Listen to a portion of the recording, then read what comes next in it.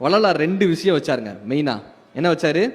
அணையா அடுப்பு, அணையா விளக்கு. என்ன தெரியுமா அர்த்தம்? ஒவ்வொருத்தருக்குள்ளேயும் ஒரு அணையா அடுப்பு இருக்கு, ஒவ்வொருத்தருக்குள்ளேயும் ஒரு அணையா விளக்கு இருக்கு. அணையா விளக்கு, ஆன்ம சுரூபமான அணையா விளக்கு, ஒரு இறைத்தன்மை உள்ள இருக்கு. இந்த இறைத்தன்மையை அடைவதற்கு என்னப்பா பண்ணணும்னா, ஒவ்வொருத்தர் வயிற்றில் இருக்கக்கூடிய அணையா அடுப்பு என்னப்பா, அந்த அணையா அடுப்பு பசி என்னும் பெருந்தீய இந்த இறைவன் வயிற்றுல வச்சு அடைச்சு அனுப்பிட்டான்ல, ஒவ்வொருத்தரினுடைய வயிற்றில் இருக்கக்கூடிய அந்த அணையா அடுப்பை நீங்கள் அணைக்கும் போது உங்களுக்குள் இருக்கக்கூடிய அணையா விளக்கு பிரகாசமாக எரிய தொடங்குகிறதுன்றத வள்ளலார் ரெண்டு கான்செப்ட்ல கொடுத்துட்டு போனார்.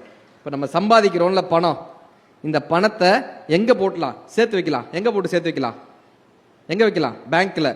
கரெக்டா? பேங்க் திவால் ஆயிடுச்சுன்னா வேற என்ன பண்ணலாம்? இடம் வாங்கலாம். கரெக்ட். ஆனா அந்த இடம் நமக்கு வரலனா பையனுக்கு இல்ல, இந்த காசை எங்க சேர்த்து வைக்கலாம்? தங்கமா வாங்கி வைக்கலாம். திருடு போயிடுச்சுன்னா இந்த காசை எங்கெங்க சேர்த்து வைக்கலான்னு கேட்கும்போது திருவள்ளுவர் தான் சொன்னாரு, டே நீ சம்பாதிச்ச காசை 7 ஜென்மத்துக்கும் எடுத்துட்டு போக முடியும், செத்ததுக்கு அப்புறம் காசை எடுத்துட்டு போக முடியுமா? ஆனா எடுத்துட்டு போக முடியும்னாரு வள்ளுவர்.